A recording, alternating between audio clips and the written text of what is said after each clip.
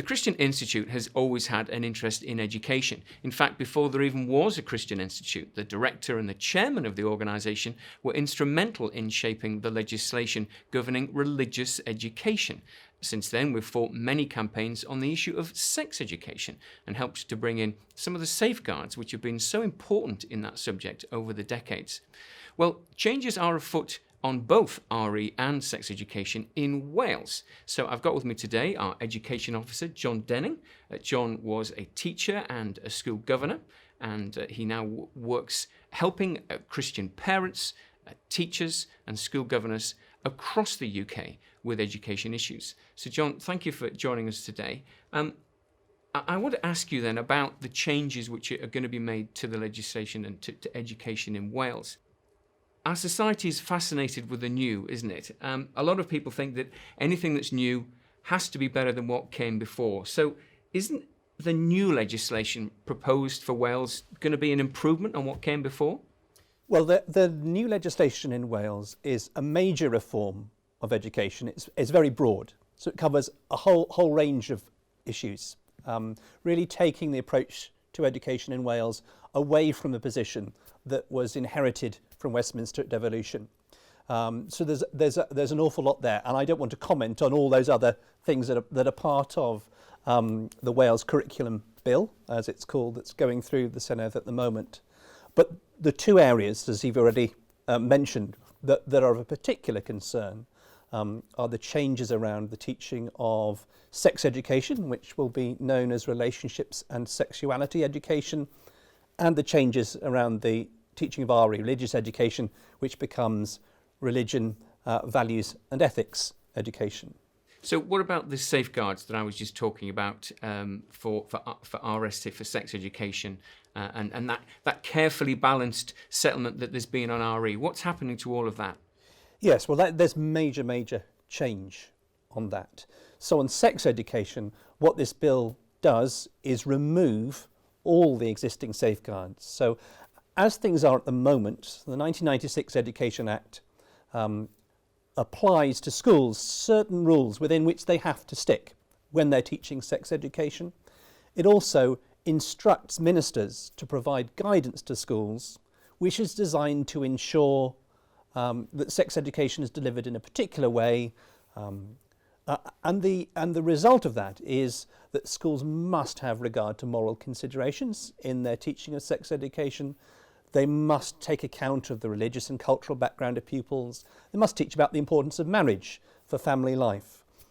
And there must be a right for parents to withdraw their children from sex education as a final backstop protection. All of that is stripped away by this bill if it goes through the Senedd as it stands. What about religious education? Well, similarly, in religious education, the parental right of withdrawal is being removed. So that's obviously significantly shifts the power relationship, as it were, between schools and parents. Also, the requirement on the content of religious education is being changed. So as things stand, the emphasis has to be on Christianity, with a recognition that Christianity is the main religion that has shaped our history and our culture, but also with having regard to the other major religious views that are held. These changes add, in addition, the teaching of non-religious philosophical convictions. And so those two things are put together within religious education. So what are non-religious beliefs? That is the essential problem, I think. So at the moment, religious education is not part of the national curriculum in either England or Wales. The curriculum for religious education is decided locally in each local area by a committee that is set up by a local authority. And on that committee, a number of different groups sit. One of those groups represents local religious groups, and them, along with a group representing teachers, a group representing the local authority, draw up an agreed syllabus. What this bill will do is it will require the council to also appoint people to represent non-religious philosophical convictions in that committee that draws up the curriculum. And that's a difficulty, I think, for local authorities. Obviously, there are a lot of people in the UK and in Wales who would say they are not religious. But it's very difficult to decide who you would appoint that really represents the views of people who say they are not religious. Yes, I know some Christians who would say that they are not religious. They Indeed, don't like yes. the word. So if we take a survey of the population and a percentage of them say that they're non-religious, it doesn't tell us anything about what they do believe, really, does it? No, that's exactly the point. Now, we know that Humanists UK have been very influential in the drawing up of this bill. In fact, Kirsty Williams, the Education Minister in Wales, when she stood up in the Senedd just before Christmas to introduce the bill, she started to speak about this new subject of RVE that's replacing RE. The first thing she did was to express her thanks to the National Secular Society and Humanist UK. So they're very clearly in favour of these changes. They've very clearly been influential. Particularly Humanist UK have been pushing very much on in their campaigns on teaching of religious education. They're very keen to have a voice. And so they would be an obvious group for local authorities to go to. But the problem with that is they do not represent non-religious views in general. There has been some research into people who say they're not religious, who said that in the 2011 census, the most recent census. And that research shows that only about 2% of those people would describe themselves as atheists or secularists. Yes, I mean, in the census, you could say if you were an atheist or if you were a humanist. I mean, how many atheists and humanists are there in Wales, according to the census? 815 humanists. I think there's rather more atheists, 1,500 or thereabouts. Out of a population of 3 million people yes, in Wales. That's it. And around 1.8 million, I think you say they are Christian. Now, there was going to be an atheist veto on the content of the RE curriculum, wasn't there? Yes, that's right. That's because under the original version of the bill, there were 4 groups that were to meet to decide on the RE syllabus. There was a group representing those with non-religious philosophical convictions, a group representing the religious, as there is at the moment, a group representing teachers, a group representing the local authority. Now, they all meet in what's called an agreed syllabus conference to decide on the RE syllabus. And it's called agreed because they have to agree the syllabus. So if any one of those groups doesn't like the proposals and won't agree, then that syllabus can't be adopted. So that would have effectively given a veto. Now, it's good news that under pressure, Kirsty Williams has backed down on that. She's the Education Minister in Wales, and as now the situation is that there will be 3 groups, as there are in Wales currently 3 groups, but that one group that currently represents religious groups will have to represent 1 local religious groups and 2 those who hold non-religious philosophical convictions, i.e., I think in practice really, Humanist UK.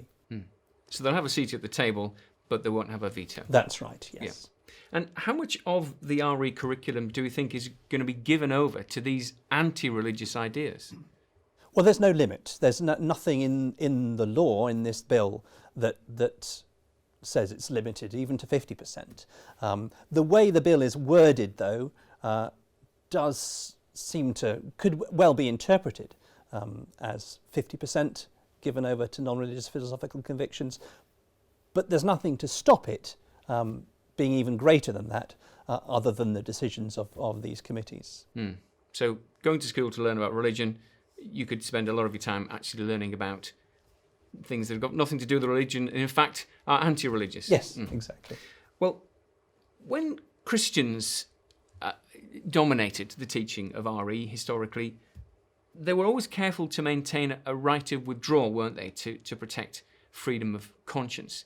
But now that we're having atheism injected into this issue of RE, that right of withdrawal is being abolished, isn't it? Why is the right of withdrawal so important And why don't atheists appear to want one? Well, I don't know why they don't, but it's important that is there as a backstop protection. I don't have any figures, but I don't think, certainly from my experience of teaching in school, I never heard, or hardly ever heard, of anyone being withdrawn from religious education teaching. But the significance of that right to withdraw is that it means that the school knows that it must approach the teaching of religious education in a proper way that has respect for the range of views that there will be amongst parents. Because if they don't do that, parents could withdraw their child. So it actually helps to establish that respect in the school for that range of views amongst the parent body. And I think that's been important even when it's not been much used.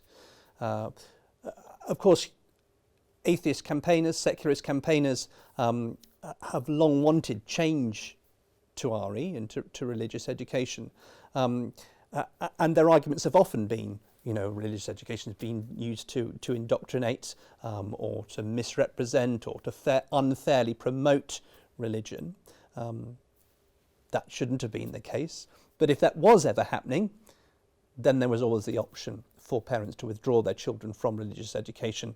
And in many cases, once they raise concerns, they wouldn't even need to do that. So it's somewhat ironic, I think, that now that atheism is to be taught, that right to withdrawal is being removed. And another irony is your point about indoctrination. Now, Christian RE resources are not evangelistic, are they? They're designed to impart information, not to persuade children to believe in Christianity. But that's not the way that the humanists approach drawing up their resources for schools, is it? No, I mean, if you want to know what representatives of Humanist UK would be suggesting should be taught as part of the curriculum, it's quite easy to tell because Humanist UK have already set up their own website, Understanding Humanism, which contains lesson plans and teaching materials. And within that, it's not, those materials don't simply explain this is what humanists believe and why. They go well beyond that to caricature religious belief and religious believers. And at some points, I think, it seems to me there's even a measure of sort of intellectual dishonesty and sort of sleight of hand in the way that arguments are presented. So they're not simply setting out the stall, as it were, this is what humanists believe. Now you can learn what these 815 people in Wales believe. It's going beyond that, and I don't think that's appropriate in a school, particularly not in a state-funded school.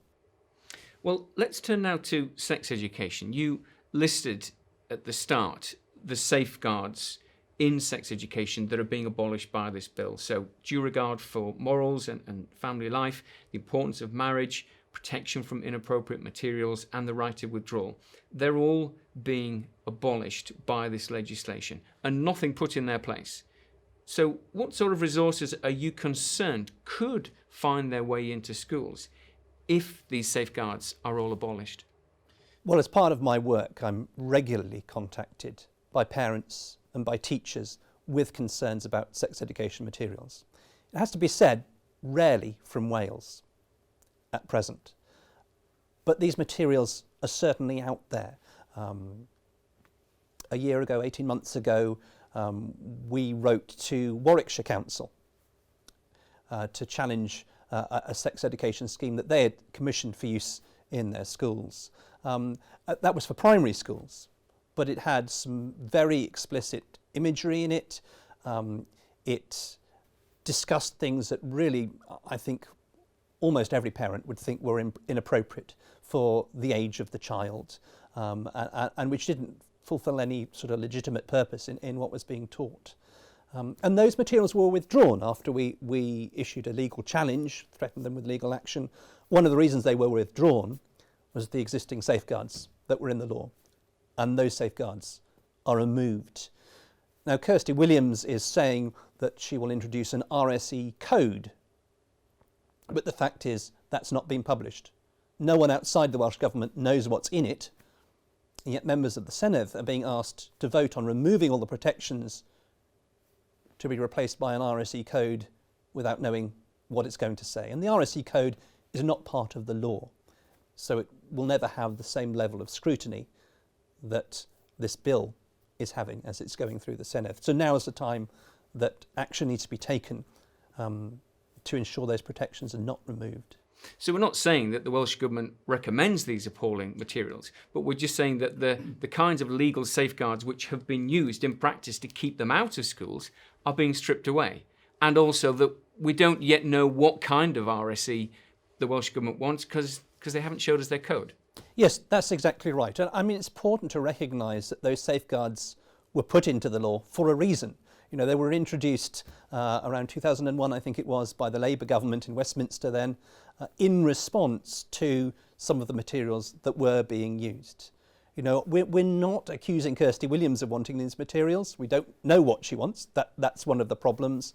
We're not accusing teachers in Wales of using inappropriate materials. But we know it does happen in schools. And we know these safeguards are important to ensure it doesn't happen. And that's to the advantage of the Welsh Government. If they want their approach to RSE to receive public support and to be credible, they need to make sure these sorts of materials are not used.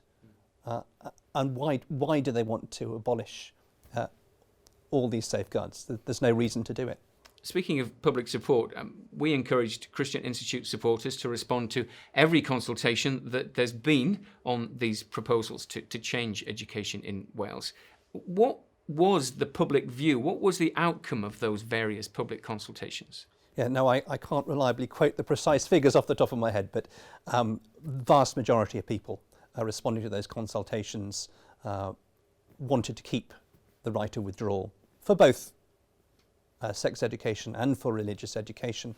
The Welsh Government obviously wasn't happy with the response the first time they asked, so they had another consultation asking much the same thing, and they got the same answer. And then they had a third consultation during lockdown asking some similar things, some other questions as well, where they wasn't as well publicised and they didn't get quite so much pushback, but still, it's very clear from all three consultations that they've carried out that the public opposes what they're proposing, and yet they're carrying on anyway.